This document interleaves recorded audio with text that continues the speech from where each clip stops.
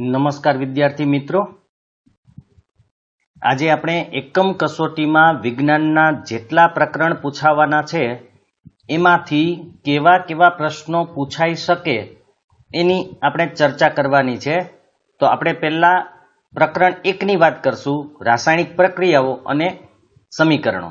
આ પ્રકરણ આપણે એના વિડીયો છે એ મૂકેલા જ છે બાલાજી ક્લાસીસ જામનગર ચેનલ છે એમાં, એટલે જો કોઈએ ન જોયા હોય તો પ્લે લિસ્ટમાં છે જ, એ જોઈ લેજો।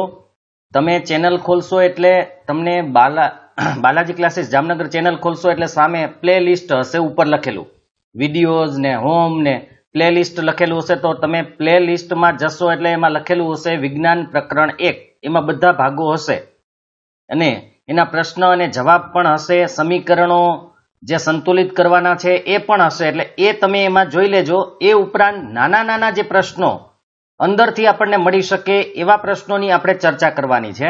મોટા પ્રશ્નો તો એમાં સમજાવેલા છે જ, તો એ તમે જોઈ લેજો। આપણે ટૂંકા કે નાના પ્રશ્નોની અહીંયા વાત કરશું। તો અહીંયા આપણને થોડીક પ્રક્રિયાઓ આપેલી છે।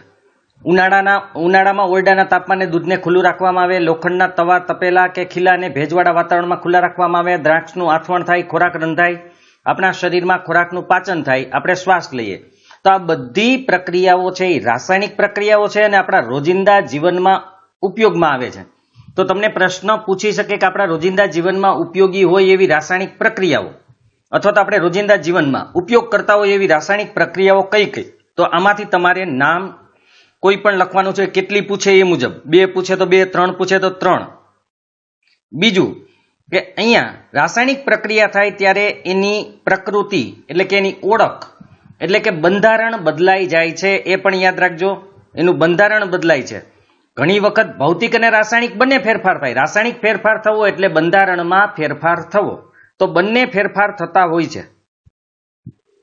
ત્યાર પછી આપણને બીજો પ્રશ્ન છે કે મેગ્નેશિયમની પટ્ટી જગારા મારતી સફેદ જ્યોતથી સળગે તો કેવી જ્યોતથી સળગે, એ પ્રશ્ન છે એ પૂછાઈ શકે। તો જગારા મારતી અને સફેદ જ્યોતથી, અને સફેદ પાવડરમાં કે રાખમાં પરિવર્તિત થાય તો એ છે પાવડર મેગ્નેશિયમ ઓક્સાઇડ। હવે અહીંયા 2 રીતે પૂછે કે મેગ્નેશિયમ ઓક્સિજન સાથે પ્રક્રિયા કરે તો શું બને, તો મેગ્નેશિયમ ઓક્સાઇડ એ કેવો હોય, તો સફેદ પાવડર જેવો હોય છે, એ આ એક યાદ રાખવાનું છે। એ ઉપરાંત અહીંયા પ્રક્રિયા છે કે મેગ્નેશિયમ તેમજ હવામાંના ઓક્સિજન વચ્ચે પ્રક્રિયા થવાથી મેગ્નેશિયમ ઓક્સાઇડ બને, એટલે એનો જવાબ અહીંયા છે જ કે મેગ્નેશિયમ હવામાંના ઓક્સિજન સાથે પ્રક્રિયા કરવાથી શું બને, તો મેગ્નેશિયમ ઓક્સાઇડ એ કેવો હોય, તો કે સફેદ પાવડર હોય છે, અને એ પટ્ટીને સળગાવીએ તો કેવી રીતે સળગે, તો કે સફેદ જ્યોતથી, અને જગારા મારતી સફેદ જ્યોતથી સળગે છે।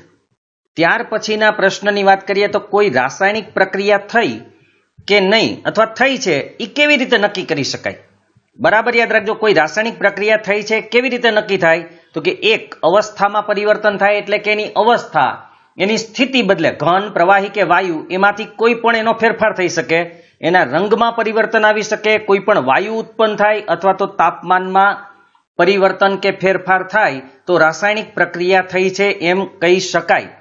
તો પ્રશ્ન પૂછી શકે કે રાસાયણિક પ્રક્રિયા થઈ છે કેવી રીતે નક્કી કરી શકાય, તો એના માટે આપણે આ 4 વસ્તુ લખવાની છે: અવસ્થામાં પરિવર્તન, રંગમાં પરિવર્તન, વાયુનો ઉદ્ભવ અને તાપમાનમાં પરિવર્તન।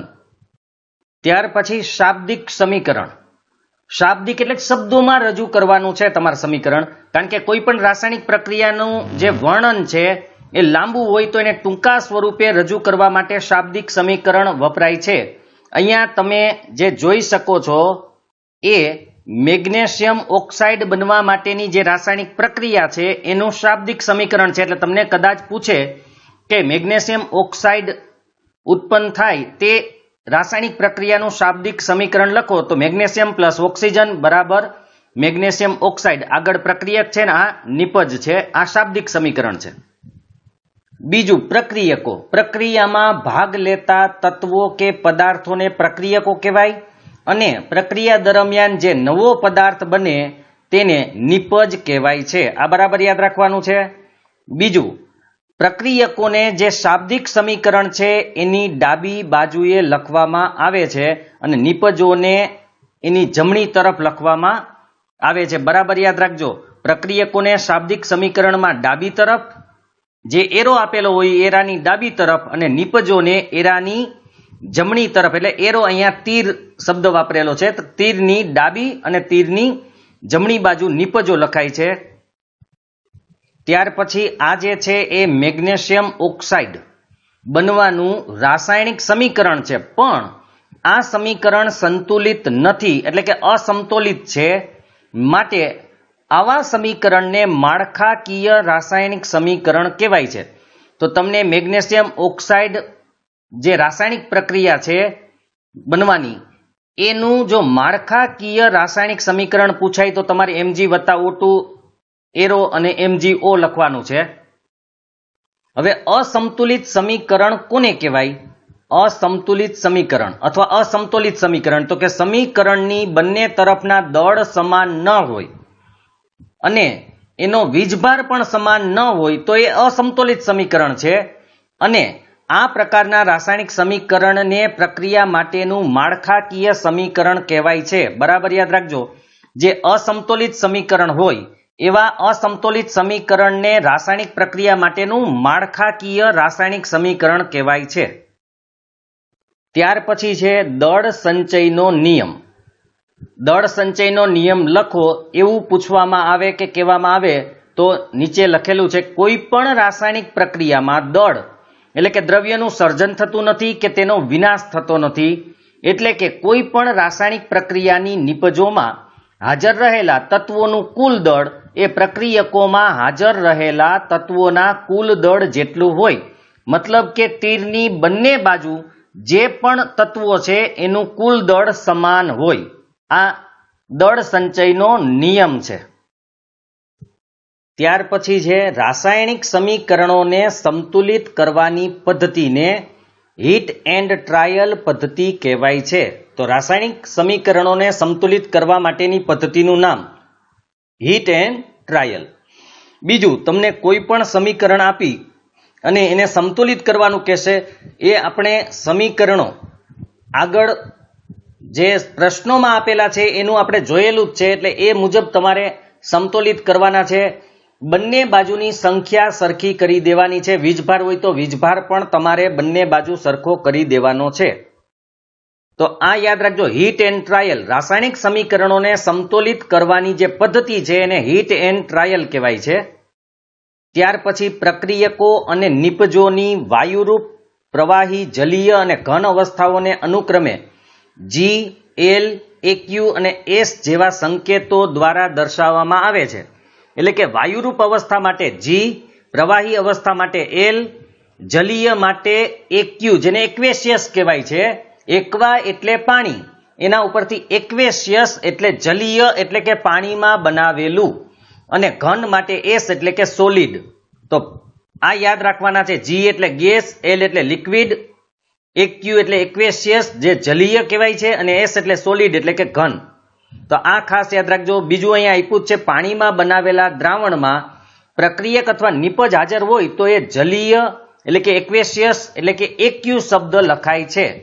બરાબર યાદ રાખજો. પાણીમાં બનાવેલું દ્રાવણ હોય કોઈ પણનું, પ્રક્રિયક હોય કે નિપજ હોય, તો એને જલીય એટલે કે એક્વેશિયસ કહેવાય છે. અહીંયા કેટલીક વખત પ્રક્રિયાઓ માટે પ્રક્રિયા પરિસ્થિતિઓ જેવી કે તાપમાન, દબાણ, ઉદ્દીપક વગેરે સમીકરણમાં તીરની નિશાનીની ઉપર અને અથવા નીચે તરફ, કાં ઉપર લખાય અથવા નીચે તરફ લખાય છે. આ બરાબર યાદ રાખજો. તો એ પૂછે કે તાપમાન, દબાણ સમીકરણમાં કેવી રીતે દર્શાવી શકાય, તો તીરની ઉપર અથવા તીરની નીચે. અહીંયા પ્રશ્નો આપેલા છે, પણ એ પ્રશ્નોની ચર્ચા વિડીયોમાં કરેલી છે જ. એટલે કે પાઠના વિડીયો જ્યારે બનાવ્યો પેલા પાઠનો, એમાં આપણે ચર્ચા કરેલી છે, એટલે એ તમે જોઈ લેજો જેથી એનો અભ્યાસ થઈ જાય. ત્યાર પછી રાસાયણિક પ્રક્રિયા થાય ત્યારે શું થાય અથવા શું બને, તો રાસાયણિક પ્રક્રિયાઓમાં પરમાણુઓ વચ્ચે બંધો તૂટી તેમજ બંધો બનીને નવા પદાર્થો ઉદ્ભવે છે. આ રાસાયણિક પ્રક્રિયા થાય ત્યારે આ ઘટના ઉદ્ભવે છે. એટલે કે પ્રક્રિયકોના જે પરમાણુઓ છે એના બંધો તૂટે છે અને નવા બંધો બની અને નિપજ ઉત્પન્ન થાય છે. ત્યાર પછી સંયોગીકરણ પ્રક્રિયા એટલે શું?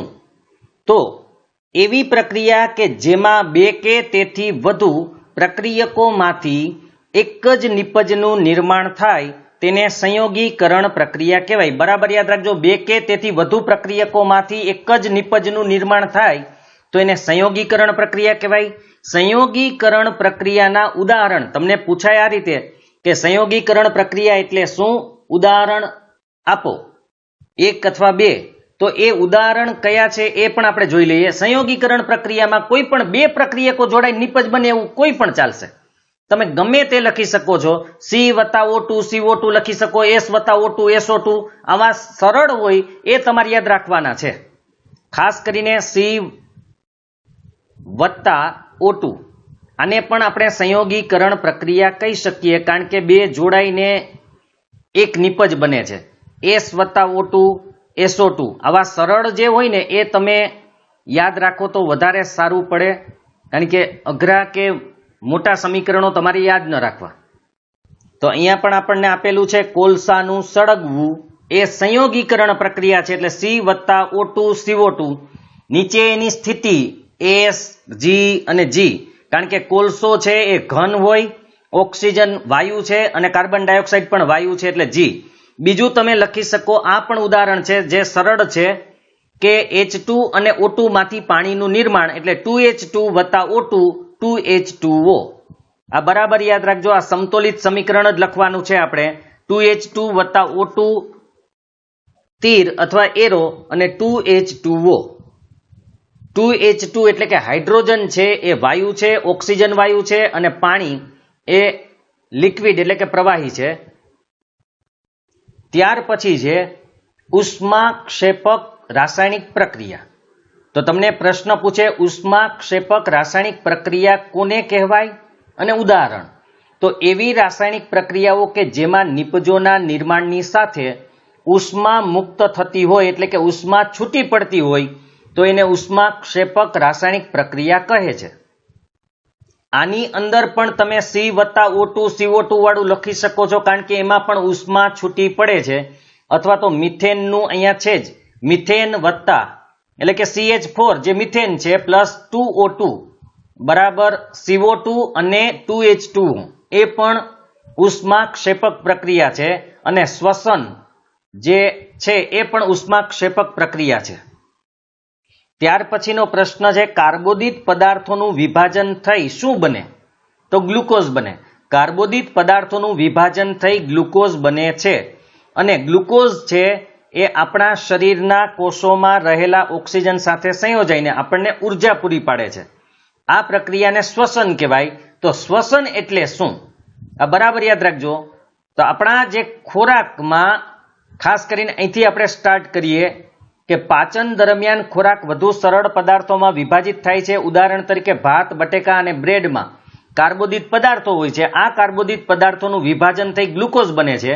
આ ગ્લુકોઝ આપણા શરીરના કોષોમાં રહેલા ઓક્સિજન સાથે સંયોજાઈને ઉર્જા પૂરી પાડે છે. આ પ્રક્રિયાનું જે વિશિષ્ટ નામ છે તે શ્વસન છે. જો તમને 1 માર્કમાં પૂછાય તો તમે ડાયરેક્ટ અહીંથી લખી શકશો કે ગ્લુકોઝ આપણા શરીરના કોષોમાં રહેલા ઓક્સિજન સાથે સંયોજાઈને ઉર્જા પૂરી પાડે છે. આ પ્રક્રિયાને શ્વસન કહેવાય. અને 2 માર્કમાં પૂછાય તો અહીંથી તમારે સ્ટાર્ટ કરવાનું છે અહીંયા સુધીનું. અહીંયા તમને સમીકરણ આપેલું છે એ શ્વસનનું જ છે. C6H12O6 એટલે ગ્લુકોઝ વત્તા 6O2 એટલે કે ઓક્સિજન, અને શું બને તો કે 6 કાર્બન ડાયોક્સાઇડ અને 6 પાણીના અણુ બને છે. 6H2O પ્લસ ઉર્જા છૂટી પડે છે એટલે ઉષ્માક્ષેપક છે. એવી જ રીતે વનસ્પતિ દ્રવ્યનું વિઘટન થઈ ખાતર બનવું એ પણ ઉષ્માક્ષેપક પ્રક્રિયાનું ઉદાહરણ છે. એટલે તમે ઉષ્માક્ષેપક પ્રક્રિયાના ઉદાહરણ શ્વસન પણ છે, પછી વનસ્પતિ દ્રવ્યનું વિઘટન થઈને ખાતર બનવું પણ છે, કોલસાનું સળગવું પણ છે, મિથેનનું સળગવું પણ છે. આ બધા એના ઉદાહરણો છે. ત્યાર પછી તમને પ્રશ્ન પૂછાય ફેરસ સલ્ફેટના સ્ફટિકનો રંગ કેવો છે? તો એમાં જવાબ આવશે લીલો. ફેરસ સલ્ફેટના સ્ફટિકનો રંગ લીલો છે. ત્યાર પછી આપણે વિઘટન પ્રક્રિયાની વ્યાખ્યા અને ઉદાહરણ. દરેક પ્રક્રિયામાં આવું પૂછાશે, એટલે વિઘટન પ્રક્રિયા કોને કહેવાય અથવા વિઘટન પ્રક્રિયા એટલે શું?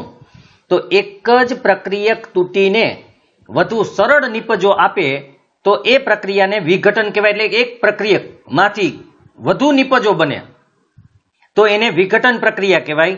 અહીંયા આપ્યું છે ફેરસ સલ્ફેટ છે એના સ્ફટિકને. હવે ફેરસ સલ્ફેટનું સૂત્ર પણ તમે યાદ રાખજો, FeSO4 7H2O. એના સ્ફટિકને ગરમ કરતા તેમાંથી પાણી દૂર થાય અને સ્ફટિકનો રંગ બદલાય છે. આ યાદ રાખવા માટે છે. ઉપરાંત તે ferric oxide Fe2O3, sulphur dioxide SO2, sulphur trioxide SO3 માં વિઘટિત થાય છે. ફેરિક ઓક્સાઇડ ઘન છે જ્યારે SO2 અને SO3 વાયુઓ છે. એટલે આમાંથી ગમે તે તમને પૂછી શકે. ખાસ કરીને ફેરસ સલ્ફેટનું વિઘટન સમજાવો તો તમારે આ લખવાનું છે કે ફેરસ સલ્ફેટને ગરમ કરીએ એટલે પાણી દૂર થાય, રંગ બદલાઈ જાય, એમાંથી ફેરિક ઓક્સાઇડ, સલ્ફર ડાયોક્સાઇડ ને સલ્ફર ટ્રાયોક્સાઇડ બને. એ ફેરસ સલ્ફેટનું વિઘટન દર્શાવે છે. ત્યાર પછી વિઘટન પ્રક્રિયાનું અન્ય ઉદાહરણ છે કેલ્શિયમ ઓક્સાઇડ. પહેલા તો આપણે કેલ્શિયમ ઓક્સાઇડને ચૂનો અથવા કડી ચૂનો કહેવાય, બરાબર યાદ રાખજો. તમને ચૂના અથવા કડી ચૂનાનું રાસાયણિક નામ પૂછાય, ચૂનો અથવા કડી ચૂનાનું રાસાયણિક નામ, તો એને કહેવાય છે કેલ્શિયમ ઓક્સાઇડ. અને સૂત્ર જો પૂછાય કડી ચૂનાનું કે ચૂનાનું તો એ છે CaO, કેલ્શિયમ ઓક્સાઇડ. આના ઉપયોગો ઘણા છે. તો ચૂનાનો એક ઉપયોગ તો સિમેન્ટની બનાવટમાં થાય છે. યાદ રાખજો, કેલ્શિયમ ઓક્સાઇડ એટલે કે ચૂનો અથવા કડી ચૂનાનો ઉપયોગ સિમેન્ટની બનાવટમાં થાય છે. તો આ પણ વિઘટન પ્રક્રિયા છે. બીજી વાત, ઉષ્માની મદદથી જો કોઈ વિઘટન પ્રક્રિયા કરવામાં આવે તો એ વિઘટન પ્રક્રિયાને ઉષ્મીય વિઘટન કહેવાય છે. એટલે પ્રશ્ન પૂછે ઉષ્મીય વિઘટન એટલે શું, તો ઉષ્માની મદદથી કરવામાં આવતી વિઘટન પ્રક્રિયાને ઉષ્મીય વિઘટન કહેવાય. અને ઉષ્મીય વિઘટનનું પણ ઉદાહરણ છે ને ખાલી વિઘટન તમે પૂછાય તો પણ આ લખી શકો CaCO3. ઉષ્મા આપેલી છે એને માટે CaO એટલે કે કડી ચૂનો બન્યો અને કાર્બન ડાયોક્સાઇડ, ચૂનો ઘન છે, કાર્બન ડાયોક્સાઇડ વાયુ છે. આ બરાબર યાદ રાખજો, વિઘટન પ્રક્રિયાનું ઉદાહરણ છે. અથવા તો ઉષ્મીય વિઘટન પૂછે તો પણ આ જ ચાલશે. નાઇટ્રોજન ડાયોક્સાઇડ જે છે એનો રંગ છે ધુમાડાનો કે વાયુ છે એટલા માટે એ કથ્થઈ રંગનો છે, યાદ રાખજો. નાઇટ્રોજન ડાયોક્સાઇડ કથ્થઈ રંગનો ધુમાડો છે એ નાઇટ્રોજન ડાયોક્સાઇડનો હોય છે. હવે સૂર્યપ્રકાશમાં સફેદ સિલ્વર ક્લોરાઇડનું રૂપાંતર રાખોડી રંગના પદાર્થમાં થાય છે. બરાબર પેલા યાદ રાખવાનું છે કે સિલ્વર ક્લોરાઇડ હોય એ સફેદ કલરનો હોય છે.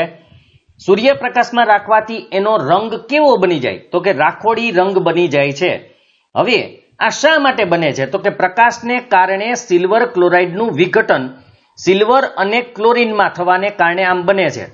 બરાબર યાદ રાખજો, પ્રશ્ન પૂછાય કે સિલ્વર ક્લોરાઇડને સૂર્યપ્રકાશમાં રાખવાથી એનું રંગ પરિવર્તન થાય છે શા માટે, અથવા શા માટે રંગ પરિવર્તન થાય, તો પ્રકાશને કારણે સિલ્વર ક્લોરાઇડનું વિઘટન સિલ્વર અને ક્લોરીનમાં થવાને કારણે, અથવા તો સિલ્વર ક્લોરાઇડનું વિઘટન પ્રકાશને કારણે થાય ત્યારે શું બને, તો સિલ્વર અને ક્લોરીન બને છે.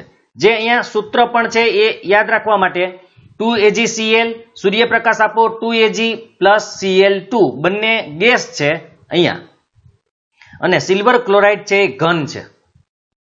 એવી જ રીતે સિલ્વર બ્રોમાઇડનું પણ વિઘટન થાય સૂર્યપ્રકાશની હાજરીમાં, ત્યારે 2AgBr, જ્યાં Cl હતું ત્યાં Br મૂકી દો એટલે એ જ પ્રક્રિયા થઈ જશે. 2AgBr એરો સૂર્યપ્રકાશ આપીએ 2Ag અને Br2 બનશે. હવે સિલ્વર બ્રોમાઇડનું જે વિઘટન થાય છે તો એ ક્યાં વપરાય છે, તો એ ઉપર દર્શાવેલી જે પ્રક્રિયા છે એ શ્યામ અને શ્વેત એટલે કે બ્લેક એન્ડ વ્હાઇટ ફોટોગ્રાફીમાં વપરાય છે. બરાબર યાદ રાખજો, સિલ્વર બ્રોમાઇડનો ઉપયોગ જે વિઘટન પ્રક્રિયા છે એનો ઉપયોગ શ્યામ અને શ્વેત ફોટોગ્રાફી એટલે કે બ્લેક એન્ડ વ્હાઇટ ફોટોગ્રાફીમાં થાય છે. એની નીચે આપણને પ્રશ્ન પૂછેલો છે કે કયા પ્રકારની ઉર્જાના કારણે આ વિઘટન પ્રક્રિયાઓ થાય છે, તો એ પ્રકાશ ઉર્જાને કારણે, સૂર્યપ્રકાશની જે ઉર્જા છે કે સૌર ઉર્જા છે એને કારણે વિઘટન પ્રક્રિયાઓ થાય છે. હવે વિઘટન પ્રક્રિયાઓમાં પ્રક્રિયકોને તોડવા માટે કઈ કઈ સ્વરૂપે ઉર્જા આપવી જરૂરી છે, તો વિઘટન પ્રક્રિયાઓમાં પ્રક્રિયકોને તોડવા માટે ઉષ્મા, પ્રકાશ અથવા તો વિદ્યુત સ્વરૂપે ઉર્જા આપવી જરૂરી છે. ત્યાર પછીની પ્રક્રિયા છે કે જે પ્રક્રિયાઓમાં ઉષ્માનું શોષણ થતું હોય અથવા ઉષ્મા શોષાતી હોય એવી પ્રક્રિયાઓને ઉષ્મા શોષક પ્રક્રિયાઓ કહે છે. તમને બંને પૂછી શકે એક સાથે કે ઉષ્માક્ષેપક અને ઉષ્મા શોષક પ્રક્રિયાઓ એટલે શું, અથવા અલગ અલગ પૂછે, જેમ આગળ જોયું તેમ અહીંયા પણ પૂછી શકે ઉષ્મા શોષક પ્રક્રિયા એટલે શું, એનું ઉદાહરણ આપો તો તમે ઉપર જે આપણે AgCl અને AgBr નું ઉદાહરણ આપ્યું એ લખી શકો. કારણ કે ઉષ્મા શોષણ છે, જો કે એ સૂર્યપ્રકાશ છે.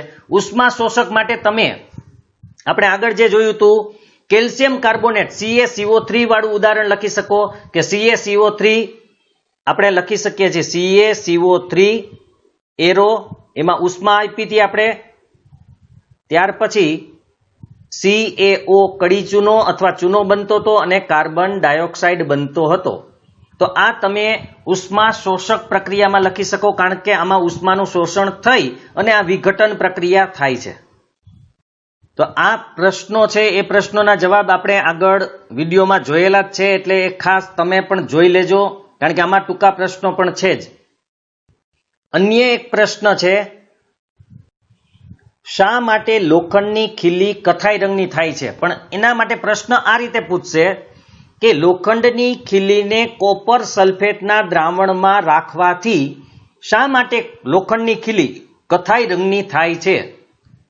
તો જવાબ લખવાનો છે તમારે કે વિસ્થાપન પ્રક્રિયા થવાને કારણે કોપર છે એ લોખંડની ખીલી ઉપર જામે છે અથવા એનું આવરણ ચડી જાય છે, એટલા માટે કથાઈ રંગની થઈ જાય છે. અને કોપર સલ્ફેટનો ભૂરો રંગ શા માટે થાય છે? તો કોપર સલ્ફેટનો ભૂરો રંગ થવાનું કારણ છે વિસ્થાપન પ્રક્રિયા.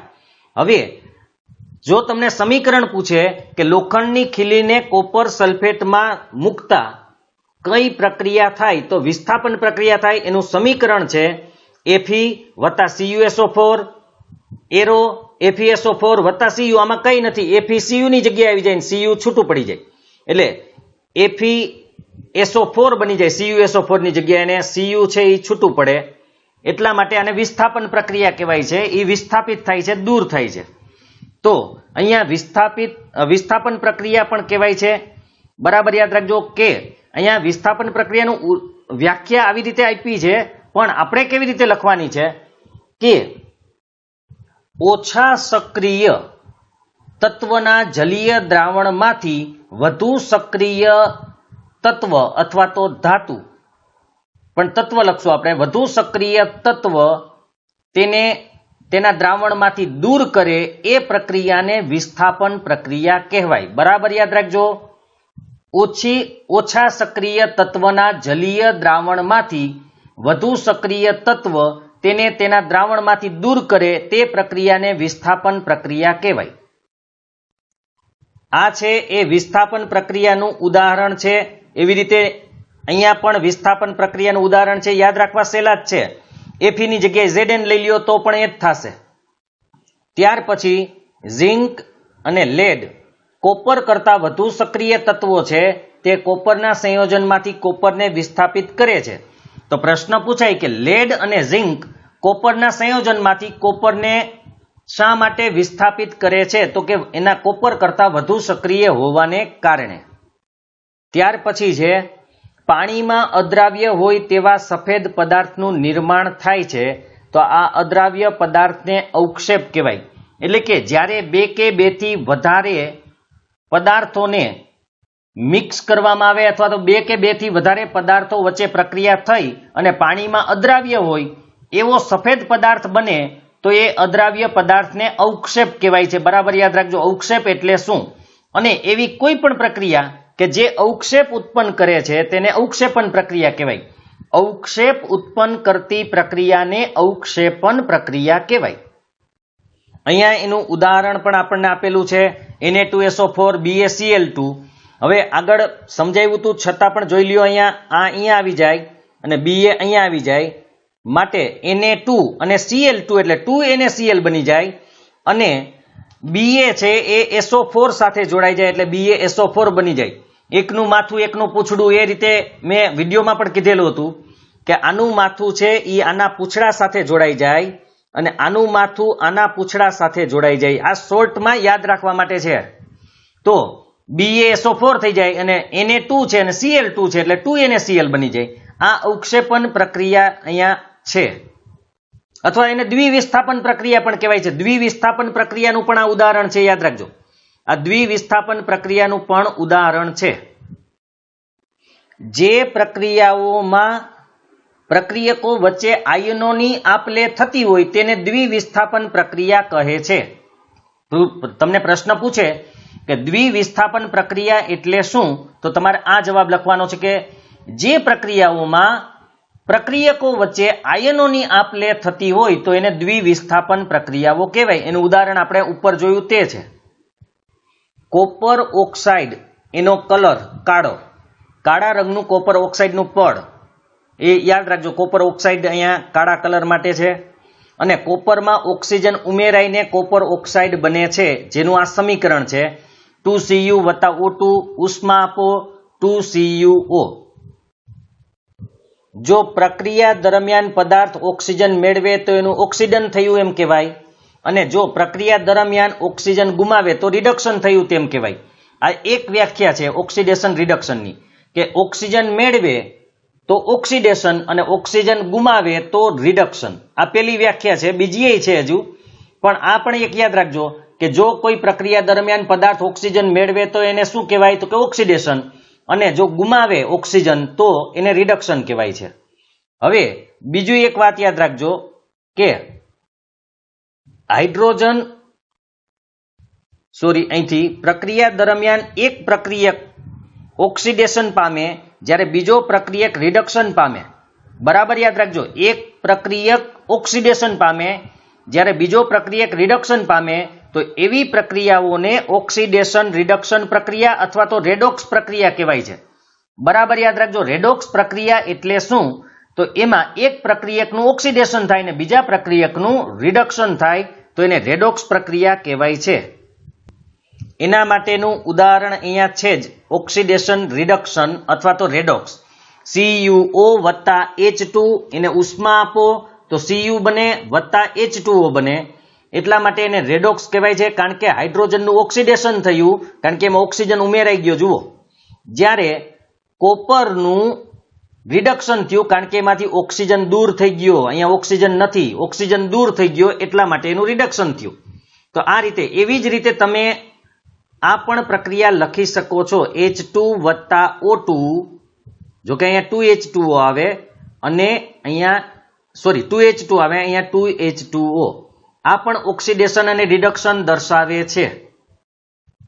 અહીંયા ઓક્સિડેશનની જે આપણે વાત કરી હતી બીજી વ્યાખ્યા, કે પ્રક્રિયા દરમિયાન જો પદાર્થ ઓક્સિજન મેળવે અથવા હાઇડ્રોજન ગુમાવે.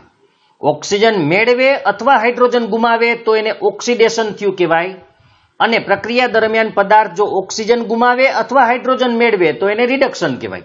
એટલે આપણે ઓક્સિડેશન રિડક્શન પૂછાય ત્યારે આ વ્યાખ્યા લખવાની છે. આમ પણ પેલા એ એટલા માટે આપી હતી કે જો કોઈ પદાર્થ ઓક્સિજન મેળવે તો ઓક્સિડેશન અને ઓક્સિજન ગુમાવે તો એ રિડક્શન થાય, એ પૂછે તો. બાકી ઓક્સિડેશન રિડક્શનની વ્યાખ્યા પૂછાય તો તમે આ લખી શકો છો કે ઓક્સિજન મેળવે અથવા હાઇડ્રોજન ગુમાવે તો ઓક્સિડેશન, અને જો કોઈ પદાર્થ ઓક્સિજન ગુમાવે અથવા હાઇડ્રોજન મેળવે તો એને રિડક્શન કહેવાય.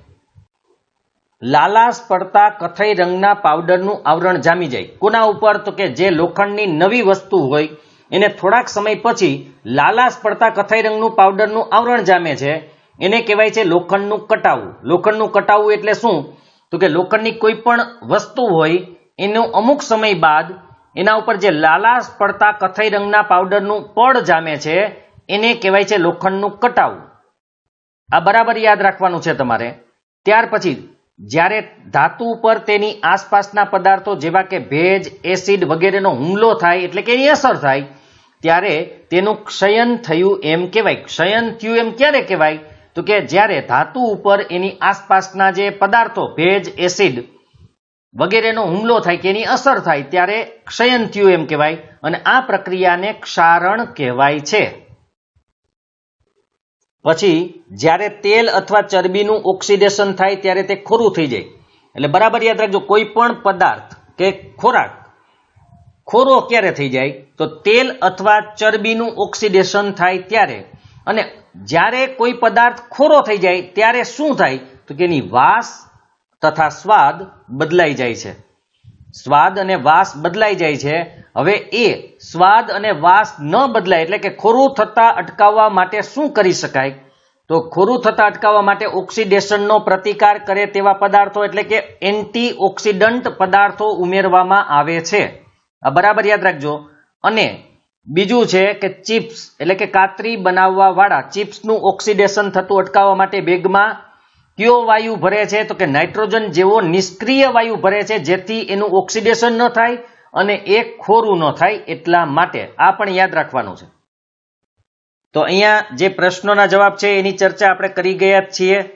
હવે પાઠ છે એ પૂરો થઈ ગયો. આ બધા પ્રશ્નો તમને મળી જ રહેશે.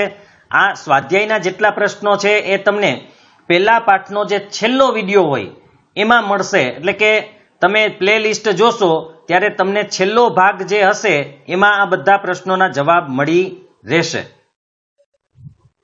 હવે આપણે પ્રકરણ 6 ની વાત કરી લઈએ. તો એનો પહેલો સવાલ છે જૈવિક ક્રિયાઓ કોને કહેવાય? તો જે ક્રિયાઓ સામૂહિક રૂપમાં જાળવણીનું કાર્ય કરે તેને જૈવિક ક્રિયાઓ કહેવાય. ત્યાર પછી જે પૃથ્વી પર જીવન કાર્બન આધારિત અણુ ઉપર નિર્ભર છે.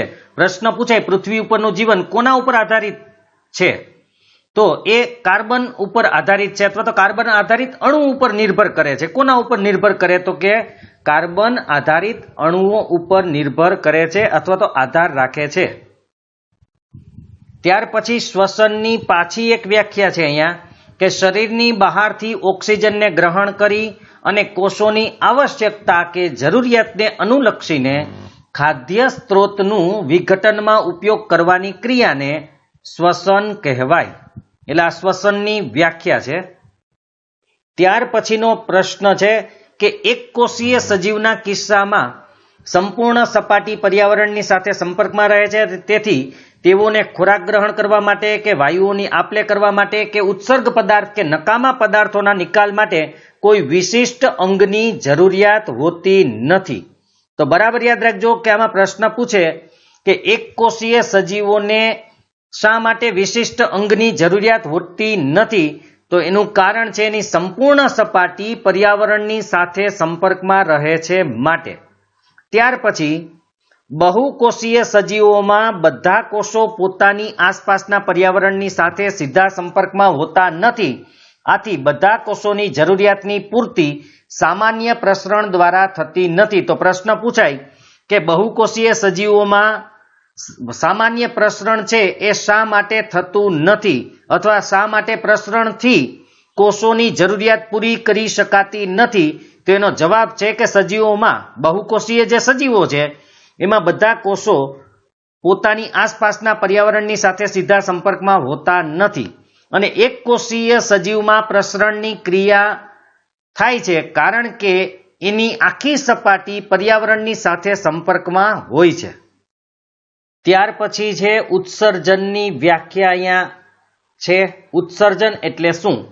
તો નકામા ઉત્સર્ગ ઉત્પાદનો કે નિપજોને શરીરમાંથી બહાર કાઢવા માટેની જે ક્રિયા છે એને ઉત્સર્જન કહેવાય. બરાબર યાદ રાખજો. નકામા કે ઉત્સર્ગ ઉત્પાદનો એટલે જે આપણા શરીર માટે હાનિકારક હોય એવા પદાર્થોને શરીરમાંથી બહાર કાઢવાની ક્રિયા એટલે ઉત્સર્જન. ત્યાર પછી સ્વયંપોષી જે સજીવો પોતાનો ખોરાક પોતાની જાતે બનાવે એને સ્વયંપોષી સજીવો કહેવાય. હવે સ્વયંપોષી સજીવોના નામ કોણ કોણ સ્વયંપોષી છે? તો બધી લીલી વનસ્પતિઓ અને કેટલાક જીવાણુ એટલે કે બેક્ટેરિયાઓ આ સ્વયંપોષીઓ છે. જ્યારે પ્રાણી અને ફૂગ એટલે કે બધા જ પ્રકારના પ્રાણી અને ફૂગ એ વિષમપોષી છે. કારણ કે એને ખોરાક ઉપર બીજા ઉપર આધાર રાખવો પડે છે માટે એને વિષમપોષી કહેવાય છે. સ્વયંપોષી સજીવની કાર્બન અને ઉર્જાની જરૂરિયાતો કોના દ્વારા પૂરી થાય? તો પ્રકાશ સંશ્લેષણ દ્વારા પૂરી થાય છે. બીજું, જે કાર્બોદિત વનસ્પતિમાં તરત જ વપરાતો નથી તેનું કોના સ્વરૂપમાં સંચય થાય છે? તો સ્ટાર્ચ કણ કે મંડક કણના સ્વરૂપમાં સંચય એટલે કે સંગ્રહ થાય છે. જે કાર્બોદિત વનસ્પતિમાં, કારણ કે કાર્બોદિત તો ઘણો બધો બનતો હોય પણ બધો કઈ વપરાઈ નથી જતો, બધાનો ઉપયોગ ન કરે, તો જે વધારાનો કાર્બોદિત છે તેનું શું થાય? તો કે સ્ટાર્ચ કણ કે મંડક કણના સ્વરૂપમાં એનો સંગ્રહ થાય છે. પ્રકાશ સંશ્લેષણનું સમીકરણ 6CO2 + 12H2O ક્લોરોફિલ અને સૂર્યપ્રકાશ, C6H12O6 એટલે ગ્લુકોઝ, 6O2 ઓક્સિજન, 6H2O. આ પ્રકાશ સંશ્લેષણનું સમીકરણ છે, એ પણ યાદ રાખવાનું છે. પ્રકાશ સંશ્લેષણની જે ક્રિયા છે એ દરમિયાન કઈ કઈ ઘટનાઓ થાય છે? તો એમાં 3 ઘટના છે કે સૌથી પહેલી ક્લોરોફિલ દ્વારા પેલા પ્રકાશ ઉર્જાનું શોષણ થાય, પછી આ પ્રકાશ ઉર્જાને રાસાયણિક ઉર્જામાં રૂપાંતરિત કરી અને પાણીના અણુઓનું હાઇડ્રોજન અને ઓક્સિજનમાં વિઘટન થાય. પ્રકાશ ઉર્જાને રાસાયણિક ઉર્જામાં રૂપાંતર કરે પછી પાણી, જે કારણ કે આપણે ખબર છે વનસ્પતિ પ્રકાશ સંશ્લેષણ માટે પાણી ખેંચે ત્યારે એ પાણીનું જે અણુ હોય એમાંથી હાઇડ્રોજન અને ઓક્સિજન છૂટા પડે. પછી ત્રીજી ઘટના કાર્બન ડાયોક્સાઇડ જે હોય એનું કાર્બોદિત એટલે કે ગ્લુકોઝમાં રૂપાંતર થાય, એટલે અહીંયા કાર્બન ડાયોક્સાઇડનું કાર્બોદિતોમાં રિડક્શન થાય. હવે કાર્બન ડાયોક્સાઇડ એટલે CO2, એમાં હાઇડ્રોજન ઉમેરાઈ જાય એટલે એનું રિડક્શન થયું કહેવાય, અને એ રીતે ગ્લુકોઝ બની જાય C6H12O6. આ બરાબર 3 તબક્કા એના હોય છે. વનસ્પતિના કોષોમાં જે લીલા ટપકાઓ જોવા મળે એ એની કોષીય અંગિકા છે. એ કોષીય અંગિકાને હરિતકણ કહેવાય અને હરિતકણની અંદર હરિત દ્રવ્ય આવેલું હોય છે, જે પ્રકાશ સંશ્લેષણની ક્રિયા માટે આવશ્યક છે અથવા જરૂરી છે. હરિત દ્રવ્ય એટલે કે ક્લોરોફિલ. વનસ્પતિની અંદર વાયુનો વિનિમય કોના દ્વારા થાય? તો પ્રકાંડ, મૂળ અને પર્ણોની સપાટી દ્વારા થાય છે. બીજું, જે રંધ્રો મોટા પ્રમાણમાં પાણીનો વ્યય કરે છે. આ રંધ્ર એટલે શું એ બરાબર યાદ રાખજો. પર્ણની સપાટી ઉપર જે નાના એટલે સૂક્ષ્મ છિદ્રો આવેલા હોય એ છિદ્રોને રંધ્ર કહેવામાં આવે છે. તો આ રંધ્રોનું કાર્ય છે પાણીનો વ્યય કરવો એટલે પાણી ગુમાવે. બીજું રંધ્રનું કાર્ય છે ઓક્સિજન અને કાર્બન ડાયોક્સાઇડની આપ-લે કરવાનું. ત્યાર પછીનો પ્રશ્ન છે રક્ષક કોષોનું કાર્ય. રક્ષક કોષો શું કાર્ય કરે? તો કે રંધ્રો કે છિદ્રોની ખુલવાની અને બંધ થવાની ક્રિયાનું કાર્ય રક્ષક કોષો દ્વારા થાય.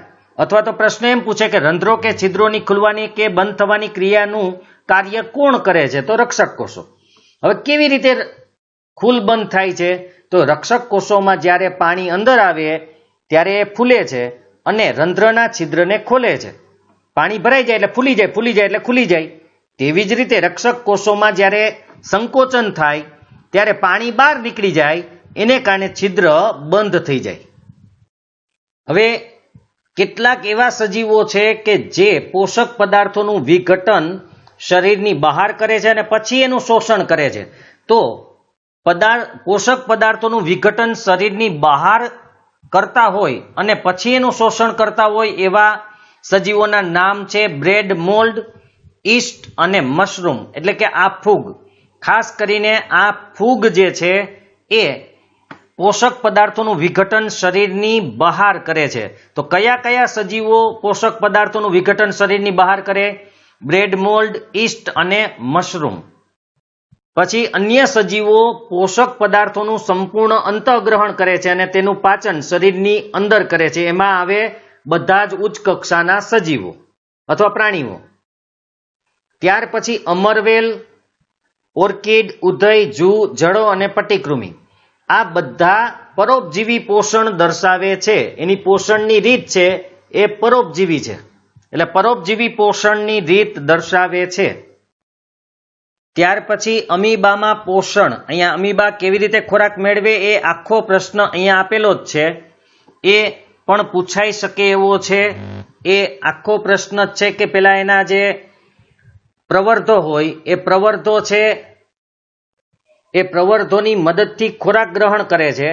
અને ખોરાકના કણોને ઘેરી લે છે અને તેની સાથે જોડાણ કેળવીને એક અન્નધાની બનાવે, કોથળી જેવો ભાગ. પછી એ અન્નધાનીની અંદર જટિલ પદાર્થોનું વિઘટન કરવા માટે ના ઉત્સેચકો હોય એ સરળ પદાર્થમાં એનું રૂપાંતર કરે છે અને કોષરસમાં એનું પ્રસરણ થાય. જે વિઘટન થઈ ગયેલો હોય અને સરળ પદાર્થો બની ગયા હોય ધીરે ધીરે કોષરસમાં ભળી જાય અને વધેલો જે અપાચિત ખોરાક છે કે પદાર્થ છે એ કોષની સપાટી તરફ ગતિ કરે, એટલે કોષની સપાટી પાસે આવી જાય અને ત્યાંથી શરીરની બહાર નિકાલ કરી દેવામાં આવે છે. આ છે અમીબામાં પોષણ. એવી રીતે પેરામિશિયમ પણ એક કોષીય છે. એક કોષીય બે સજીવ છે, અમીબા અને પેરામિશિયમ. અત્યારે આમાં પણ અમીબા છે એનો આકાર નિશ્ચિત નથી, પણ પેરામિશિયમનો ચોક્કસ આકાર છે, સ્લીપર જેવો હોય. અને ખોરાક એક વિશિષ્ટ સ્થાન દ્વારા જ ગ્રહણ કરે, જ્યારે અમીબા કોઈ પણ જગ્યાએથી ખોરાક ગ્રહણ કરી શકે છે. હવે ખોરાકને પેરામિશિયમમાં ખોરાકને યોગ્ય સ્થાન સુધી પહોંચવા માટે કોણ મદદ કરે? તો કે પક્ષમો. એની સપાટી ઉપર જે પક્ષમો આવેલા હોય એ પક્ષમો દ્વારા ખોરાક યોગ્ય સ્થાન સુધી પહોંચે છે. હવે મનુષ્યનું પાચન તંત્ર એ પણ ઉપયોગી પ્રશ્ન છે, એ આખો પ્રશ્ન જ છે, પણ એમાંથી આપણે મુખ્ય નાના પ્રશ્નો માટે જોઈ લઈએ. બાકી મોટો પ્રશ્ન તમે તૈયાર કરી લેજો, એ વિડીયોમાં પણ આપેલો જ છે. તો અહીંયા ખાસ કરીને આપણે લાળ રસનું કાર્ય, લાળ રસ પહેલા તો કે લાળ કોને કહેવાય? તો કે લાળ ગ્રંથિમાંથી નીકળતો એક રસ જેને લાળ રસ કહેવાય છે. લાળ રસનું કાર્ય શું? તો કે ખોરાકને ભીનો કરવાનું છે. કારણ શું? શા માટે ભીનો કરવામાં આવે? કે જેથી એમનો માર્ગ સરળ બને, આસાનીથી ખોરાક અંદર ઉતરી શકે એટલા માટે. ત્યાર પછી છે કે મનુષ્યના શરીરમાં જે જૈવિક ઉદ્દીપકો આવેલા હોય એને શું કહેવાય? તો કે ઉત્સેચક. અથવા ઉત્સેચક એટલે શું? તો જૈવિક ઉદ્દીપકો કહેવાય જે જટિલ અણુઓનું વિખંડન કરવાનું કાર્ય કરે છે અને નાના નાના અણુઓમાં એનું રૂપાંતર કરે છે. બીજું, લાળ રસની અંદર એક ઉત્સેચક હોય છે, તો લાળ રસમાં રહેલા ઉત્સેચકનું નામ એમાઇલેઝ છે. બરાબર યાદ રાખજો, લાળ રસમાં રહેલા ઉત્સેચકનું નામ એમાઇલેઝ છે.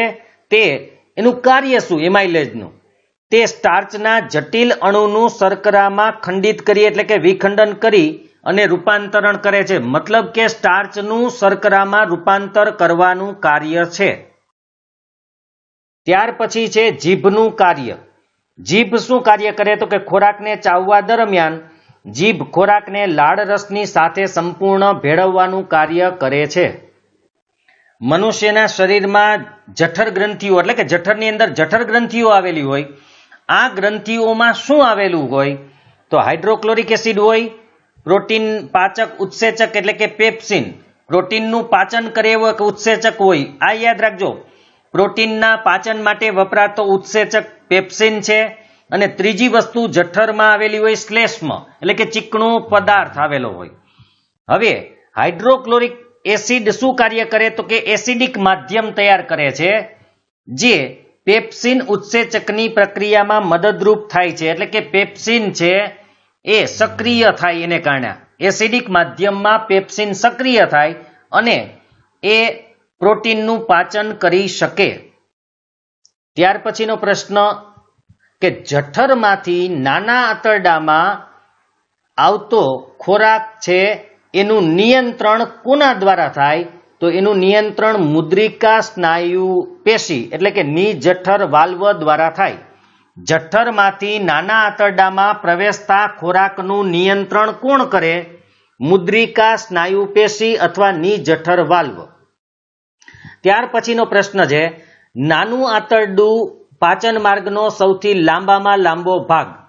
તો મનુષ્યમાં પાચન માર્ગનો સૌથી લાંબામાં લાંબો ભાગ કયો છે? તો નાનું આંતરડું. ત્યાર પછી ઘાસ ખાનારા જે પ્રાણીઓ છે એનું નાનું આંતરડું લાંબુ હોય છે. શા માટે લાંબુ હોય?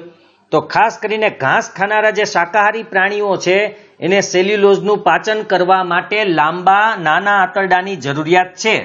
બરાબર યાદ રાખજો, એમાં નાનું આંતરડું લાંબુ હોય છે સેલ્યુલોઝનું પાચન કરવા માટે. કારણ કે ઘાસ ખાય એમાં સેલ્યુલોઝ હોય, પણ માંસનું પાચન છે એ સરળ હોવાથી વાઘ જેવા માંસાહારી પ્રાણીઓનું નાનું આંતરડું કેવું હોય તો કે નાનું અથવા તો ટૂંકું હોય છે. યકૃતમાંથી કોનો સ્ત્રાવ થાય છે તો પિત્ત રસ. યકૃતમાંથી પિત્ત રસનો સ્ત્રાવ થાય છે. સ્વાદુપિંડ રસ કે સ્વાદુ રસનો સ્ત્રાવ કરે તો સ્વાદુપિંડ કોનો સ્ત્રાવ કરે? સ્વાદુપિંડ રસ અથવા તો સ્વાદુ રસનો. એનું કાર્ય હવે આપણે થોડું જોઈએ કે પ્રોટીનના પાચન માટે ટ્રિપ્સિન ઉત્સેચક હોય. આગળ પેપ્સિન હતો, અહીંયા જ્યારે નાના આંતરડામાં આવે ત્યારે ટ્રિપ્સિન જોઈ. તેલોદીકૃત ચરબી એટલે કે તેલવાળી જે હોય તેલોદીકૃત ચરબી એનું પાચન કરવા માટે કોણ છે તો કે લાઇપેઝ ઉત્સેચક છે. ત્યાર પછી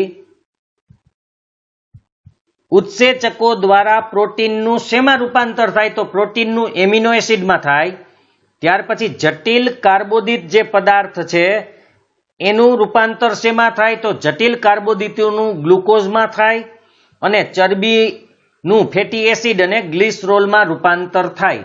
આ પણ યાદ રાખજો કોનું રૂપાંતર શેમાં થાય. ત્યાર પછી નાના આંતરડાના અસ્તરમાં અસંખ્ય આંગળી જેવા પ્રવર્ધો આવેલા હોય છે, એને શું કહેવાય તો એનું નામ છે રસાંકુરો. આંગળી જેવા જે પ્રવર્ધો આવેલા હોય એ રસાંકુરો છે. રસાંકુરોનું કાર્ય શું છે તો તે અભિશોષણ એટલે કે શોષણ કરવા માટે જે સપાટી હોય એનું ક્ષેત્રફળ વધારે છે. ઉત્સર્ગ દ્રવ્યોને બહાર ફેંકવાની કે ત્યાગ કરવાની જે ક્રિયા છે એનું નિયંત્રણ કોના દ્વારા થાય તો એ મળદ્વારના મુદ્રિકા સ્નાયુઓ દ્વારા થાય. પ્રશ્નોના જવાબ પાઠમાં છે જ. ગ્લુકોઝનું વિઘટન થઈને શું બને તો પાયરુવેટ. ગ્લુકોઝ જે 6 કાર્બન વાળો અણુ હોય એનું વિઘટન થઈ 3 કાર્બન વાળો અણુ એટલે કે પાયરુવેટ બને છે. અને આ ક્રિયા એટલે કે ગ્લુકોઝમાંથી પાયરુવેટમાં રૂપાંતર થવાની ક્રિયા ક્યાં થાય તો એ કોષ રસની અંદર થાય છે. ઓક્સિજનની ગેરહાજરીમાં જે શ્વસન થાય તેને અજારક શ્વસન કહેવાય. બરાબર યાદ રાખજો, ઓક્સિજનની ગેરહાજરીમાં થતા શ્વસનને અજારક શ્વસન કહેવાય. જે શ્વસન ઓક્સિજનની હાજરીમાં થાય તેને જારક શ્વસન કહેવાય. અને અજારક શ્વસનની તુલનામાં જારક શ્વસનમાં ઉર્જાનો ત્યાગ ખૂબ જ વધારે થાય. એનો તફાવત પણ પૂછાઈ શકે છે, જારક શ્વસન અને અજારક શ્વસન. તો તમે એમાં લખી શકો છો જારક અને અજારક. જારકમાં લખવાનું કે ઓક્સિજનની હાજરીમાં થતા શ્વસનને જારક કહેવાય અને ઓક્સિજનની ગેરહાજરીમાં થતા શ્વસનને અજારક કહેવાય. જારક શ્વસનમાં ઉર્જાનું વધુ ઉત્પન્ન થાય, અજારક શ્વસનમાં ઓછી ઉર્જા ઉત્પન્ન થાય છે. જારક શ્વસન ઉચ્ચ કક્ષાના સજીવોમાં થાય, અજારક શ્વસન નિમ્ન કક્ષાના સજીવો અને સ્નાયુ કોષોમાં થાય છે. જારક શ્વસનમાં શ્વસનના અંતે કાર્બન ડાયોક્સાઇડ અને પાણી ઉત્પન્ન થાય છે, જ્યારે અજારક શ્વસનમાં ઇથેનોલ, કાર્બન ડાયોક્સાઇડ અથવા લેક્ટિક એસિડ ઉત્પન્ન થાય છે. તો આ રીતે તમે તફાવત લખી શકો છો. ત્યાર પછીની આપણે વાત કરીએ તો પ્રશ્ન છે કે સ્નાયુઓ શા માટે જકડાઈ જાય છે.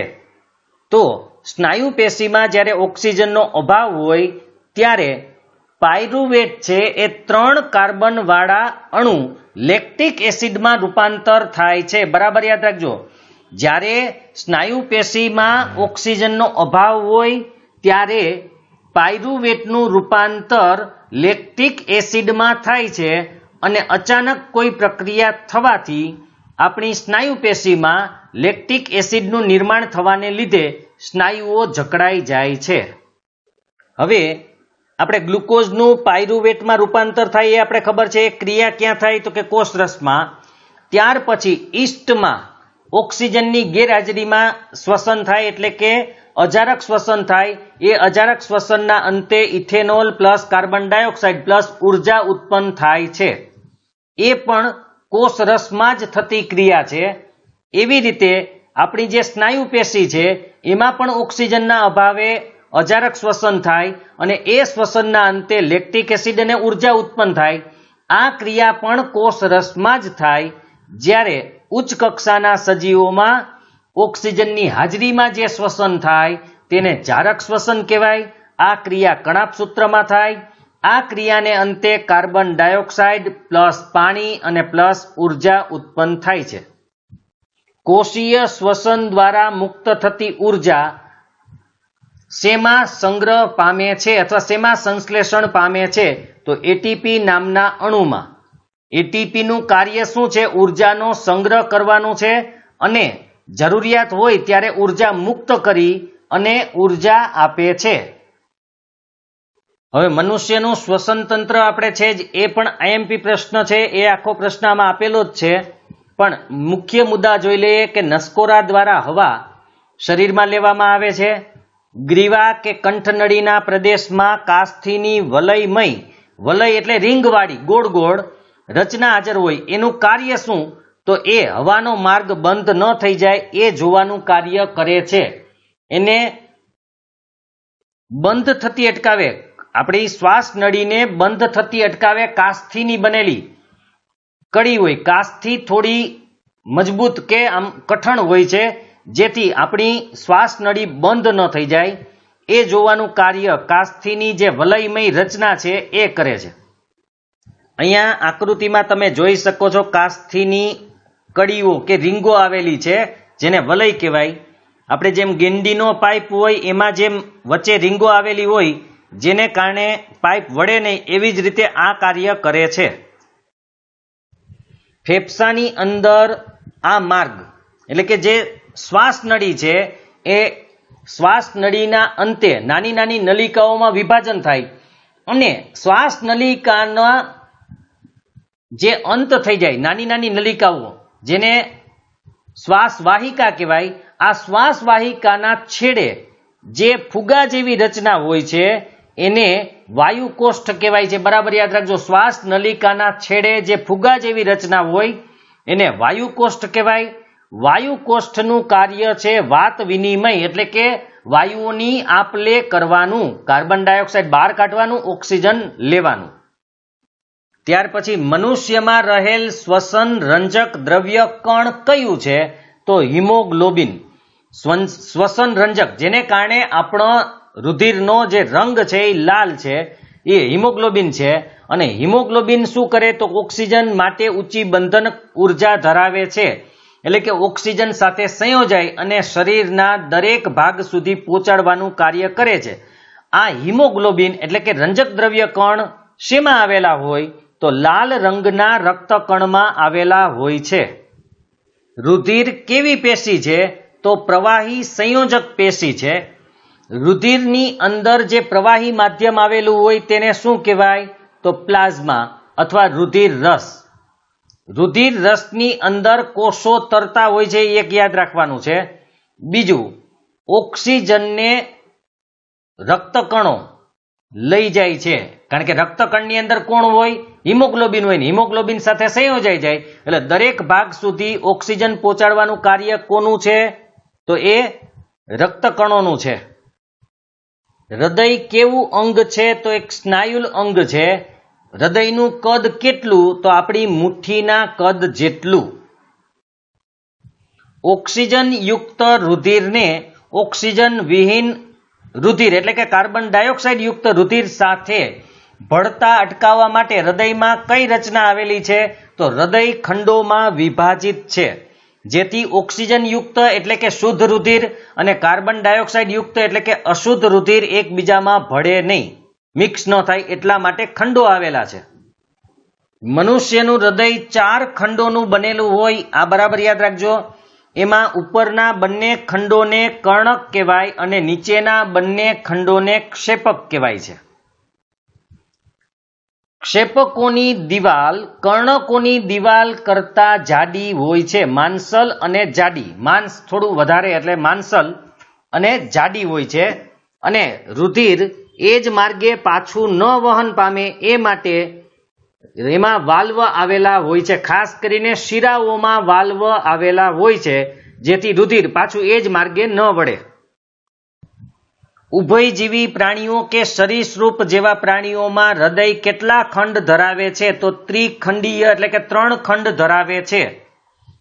જ્યારે માછલીનું હૃદય છે એ માત્ર 2 જ ખંડ ધરાવે છે. એટલે માછલીના હૃદયમાં કેટલા ખંડો આવેલા હોય? તો 2 ખંડો આવેલા હોય.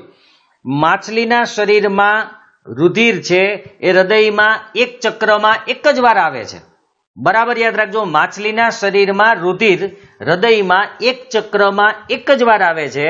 પરંતુ પૃષ્ઠવંશી એટલે કે આપણા જેવા જે પ્રાણીઓ છે એમાં પ્રત્યેક ચક્રમાં રુધિર 2 વાર હૃદયમાં આવે છે. માટે એને બેવડું પરિવહન કહેવાય છે. એકવાર અશુદ્ધ આવે અને ફેફસામાં જાય અને ફેફસામાંથી શુદ્ધ થઈને પણ પાછું હૃદયમાં આવે.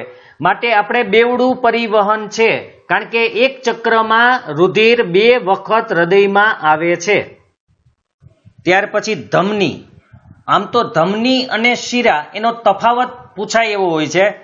તો ધમની અને શિરાનો તફાવત પૂછાય, જો હું તફાવત બોલીશ તો પણ ધમની વિશે આવી જાય, ખાલી ધમની વિશે જણાવો અથવા ખાલી શિરા વિશે જણાવો એમ પૂછાય તો પણ એના જવાબ આવી જશે. તો ધમનીની આપણે વાત કરીએ, ધમની અને શિરાનો તફાવત, કે ધમની છે એ રુધિરને હૃદયમાંથી શરીરના વિવિધ અંગો સુધી લઈ જાય છે, જ્યારે શિરા અંગોમાંથી અશુદ્ધ રુધિર હૃદય સુધી લઈ આવે છે. બીજો મુદ્દો છે, ધમનીની દિવાલ જાડી અને સ્થિતિસ્થાપક હોય છે, જ્યારે શિરાની દિવાલ પાતળી અને અસ્થિતિસ્થાપક હોય. હવે ધમનીની દિવાલ જાડી શા માટે છે? કારણ કે રુધિર હૃદયમાંથી ઊંચા દબાણથી નીકળે છે, જ્યારે શિરામાં એટલું દબાણ હોતું નથી, માટે એની દિવાલ પાતળી છે. ત્યાર પછી ધમનીમાં વાલ્વ હોતા નથી, પણ શિરામાં એક જ દિશામાં ખુલતા વાલ્વ હોય છે. તો આ રીતે તમે તફાવત લખી શકો છો. રુધિરમાં જે ત્રાક કણ હોય એ ત્રાક કણનું એક કાર્ય છે કે રુધિરનું જે સ્ત્રાવ થતો હોય એને રોકવાનું, એટલે કે રુધિરની જમાવટ કરવાનું, મતલબ કે લોહીને જમાવવાનું. આપણે કોઈ જગ્યાએ વાગ્યું હોય તો રુધિર થોડાક સમય પછી આપોઆપ જામી જાય છે, તો એ જમાવવાનું કાર્ય ત્રાક કણનું છે. એ બરાબર યાદ રાખજો. લસિકાનું કાર્ય શું? તો પચેલો આહાર અને નાના આંતરડા દ્વારા અભિશોષણ પામેલ ચરબીનું વહન લસિકા દ્વારા થાય છે અને વધારાના પ્રવાહીને બાહ્ય કોષીય અવકાશમાંથી પાછું રુધિરમાં લઈ આવે છે. બાહ્ય કોષીય અવકાશ એટલે કે કોષોની વચ્ચે જે ખાલી જગ્યા હોય, આ રીતે કોષો ગોઠવાયેલા હોય તો અહીંયા જે જગ્યા છે એ જગ્યાને કહેવાય છે બાહ્ય કોષીય અવકાશ. તો અહીંયા જે પ્રવાહી આવી ગયું એ પ્રવાહીને ફરીથી રુધિરમાં લઈ જવાનું કાર્ય કોણ કરે? તો એ પણ લસિકા કરે છે. વનસ્પતિની અંદર 2 વાહક પેશી આવેલી હોય, એમાં એક છે જલવાહક પેશી. જલવાહક પેશીનું કાર્ય શું? ભૂમિમાંથી પ્રાપ્ત પાણી અને ખનિજ ક્ષારોનું વહન કરવાનું, એટલે કે પાણી અને ખનિજ ક્ષાર કે ખનિજ દ્રવ્યોનું વહન કરવાનું કાર્ય જલવાહક પેશીનું છે. બીજી વાહક પેશી છે અનવાહક પેશી. અનવાહક પેશીનું કાર્ય શું? તો કે પર્ણોમાં પ્રકાશ સંશ્લેષણની નીપજ એટલે કે જે ખોરાક બનેલો હોય તે ખોરાક વનસ્પતિના અન્ય ભાગો સુધી વહન કરવાનું છે. બરાબર યાદ રાખજો, વનસ્પતિના પર્ણમાં તૈયાર થયેલો ખોરાક, અથવા તો તમે એમ પણ કહી શકો કે વનસ્પતિના પર્ણમાં પ્રકાશ સંશ્લેષણની જે નીપજ હોય એ નીપજને અન્ય ભાગમાં પહોંચાડે છે. જલવાહક પેશીના મુખ્ય 2 ઘટકો છે, એક જલવાહિની અને એક જલવાહિનીકી. આ પણ યાદ રાખવાનું, જલવાહક પેશીના 2 ઘટકો જલવાહિની અને જલવાહિનીકી. બાષ્પોત્સર્જન એટલે શું, અથવા બાષ્પોત્સર્જન કોને કહેવાય? તો વનસ્પતિના હવાઈ ભાગો એટલે હવામાં રહેલા ભાગો, ખાસ કરીને પર્ણો, એના દ્વારા બાષ્પના સ્વરૂપમાં પાણીનો વ્યય થાય એને બાષ્પોત્સર્જન કહેવાય. બાષ્પોત્સર્જન શા માટે થાય છે, અથવા તો એ શું મદદ કરે છે? તો તો બાષ્પોત્સર્જનથી પાણીનું શોષણ તેમજ મૂળથી પર્ણો સુધી પાણી અને તેમાં દ્રાવ્ય ખનિજ ક્ષારોનું ઉર્ધ્વગમન કરવામાં મદદરૂપ થાય છે. અનવાહક પેશીના બે મુખ્ય ઘટકો કોણ? તો એક છે ચાલની નલિકા અને બીજું છે સાથી કોષ. આ બંનેનું કાર્ય શું? તો ખોરાક અને અન્ય પદાર્થોનું સ્થળાંતરણ એટલે એક જગ્યાએથી બીજી જગ્યાએ લઈ જવાનું અને એનું ઉર્ધ્વગમન નીચેથી ઉપર અને અધઃગમન ઉપરથી નીચે બંને દિશામાં કરે છે. બરાબર યાદ રાખજો, ચાલની નલિકા અને સાથી કોષ વનસ્પતિમાં ખોરાક અને અન્ય પદાર્થોનું સ્થળાંતરણ ઉર્ધ્વગમન અને અધઃગમન એ બંને દિશામાં કરે છે. માનવના ઉત્સર્જન તંત્રમાં કોનો સમાવેશ થાય? તો એમાં એક જોડ મૂત્રપિંડ એટલે કે બે મૂત્રપિંડ જેને આપણે કિડની કહીએ છીએ, એક જોડ મૂત્રવાહિની એટલે બે મૂત્રવાહિની, એક મૂત્રાશય અને એક મૂત્રમાર્ગનો સમાવેશ થાય છે. મૂત્રપિંડો ક્યાં આવેલા હોય? તો મૂત્રપિંડો ઉદરમાં કરોડસ્તંભની કશેરુકાઓની બંને પાર્શ્વ બાજુએ એટલે કે સાઈડમાં હોય છે. બંને સાઈડમાં કશેરુકા, જે આપણે કરોડસ્તંભ છે એમાંથી જે કશેરુકાઓ નીકળતી હોય એની બંને બાજુએ એક એક હોય છે. મૂત્રપિંડમાં પ્રત્યેક રુધિર કેશિકા ગુચ્છ, આખી રુધિર કેશિકાઓ જે લોહી લઈ જતી એટલે કે રુધિર લઈ જતી પાતળી નળીઓ છે એનો જે ગુચ્છો છે એને રુધિર કેશિકા ગુચ્છ કહેવાય. એની ગુચડાકાર નલિકાના છેડે જે કપ જેવી રચના આવેલી હોય, કપ જેવા આકારની જે રચના હોય એને શું કહેવાય? તો બાઉમેનની કોથળી અથવા બાઉમેનની કોથળીનો આકાર કેવો હોય? તો કપ જેવો હોય છે. પ્રત્યેક મૂત્રપિંડમાં આવા અનેક ગાળણ એકમો હોય છે જેને મૂત્રપિંડ નલિકા કહેવાય. તો મૂત્રપિંડ નલિકા એટલે દરેક મૂત્રપિંડની અંદર આવેલા ગાળણ એકમોને મૂત્રપિંડ નલિકા કહેવાય. આપણે એમ કહેવાય છે કે એક મૂત્રપિંડની અંદર 10 લાખ આવા ગાળણ એકમો આવેલા હોય. બંને મૂત્રપિંડ એટલે કે બંને કિડનીમાં થઈને ટોટલ 20 લાખ હોય છે. પ્રત્યેક મૂત્રપિંડમાં નિર્માણ પામનારું મૂત્ર એક લાંબી નલિકા જેને મૂત્રવાહિની કહે છે તેમાં પ્રવેશ કરે છે. એટલે હવે મૂત્રવાહિની એટલે શું એની વ્યાખ્યા જોઈએ તો મૂત્રપિંડને મૂત્રાશયની સાથે જોડનારી નળી અથવા તો મૂત્રપિંડને મૂત્રાશયની સાથે કોણ જોડે છે? તો મૂત્રવાહિની જોડે છે. બાકી હવે સ્વાધ્યાયના પ્રશ્નોને એની ચર્ચા તો આપણે વિડીયોમાં કરેલી જ છે, એ તમે એમાં જોઈ લેજો. અને કંઈ પ્રશ્ન હોય તો તમે કોમેન્ટ કરજો, એમાં પ્રશ્નોની વાત કરેલી જ હશે એટલે તમે એ જોઈ શકો છો. એવું હશે તો હું આ વિડીયોના ડિસ્ક્રિપ્શનમાં, તમે જ્યારે યુટ્યુબમાં વિડીયો ખોલશો ત્યારે ત્યાં એક બ્લેક એરો જેવું હોય છે, એ દબાવો એટલે નીચે તમને ડિસ્ક્રિપ્શન મળશે. એની અંદર આની લિંક એટલે કે પહેલા પાઠના જે વિડીયો છે એના પ્લેલિસ્ટ અને આ છઠ્ઠા પાઠના જે વિડીયો છે એનું પ્લેલિસ્ટની લિંક હું આપી દઈશ. એટલે તમને એ પ્રશ્નો જોવામાં અને પાઠનું પણ રિવિઝન થઈ જાય, સરળતા પડે. ખાસ કરીને મોટા પ્રશ્નો છેલ્લા ભાગમાં હોય છે. હવે આપણે બે પાઠ બીજા છે, એક 10મો અને એક 14મો, જેની ચર્ચા આપણે આગળના ભાગમાં કરશું. એટલે આમાં જો કોઈ તમને પ્રશ્ન હોય તો તમે કોમેન્ટ કરી શકો છો, જેથી હું તમને જવાબ આપી શકું. અથવા મારા જે નંબર આપેલા છે અહીંયા, તમને અહીંયા નંબર આપેલા છે, 1 મિનિટ, તો એ નંબર ઉપર પણ તમે મેસેજ કરી શકો છો. પણ મેસેજ કરવામાં બીજી કોઈ વાતો નથી કરવાની કે મજામાં કે કેમ છો કે પ્રશ્ન હોય તો, અને એ પણ નાના મોટા એવા પ્રશ્ન હોય તો તમે એ મને પૂછી શકો છો, જેથી હું તમને જવાબ આપી શકું છું. બાકી બીજા કોઈ માટે નથી કે, અથવા તો તમે કોમેન્ટમાં પ્રશ્ન કરશો તો પણ હું તમને જવાબ આપી દઈશ. જો તમને આ વિડીયો પસંદ આવ્યો હોય તો લાઈક કરજો, શેર કરજો, અને જો આ ચેનલને સબસ્ક્રાઇબ ન કરેલી હોય તો સબસ્ક્રાઇબ કરજો. આના પછીના ભાગમાં આપણે 10મો અને 14મા પાઠના પ્રશ્નો કેવા પૂછાઈ શકે નાના, એની આપણે ચર્ચા કરશું, જેથી થોડું ઘણું તમારું રિવિઝન પણ થઈ જાય.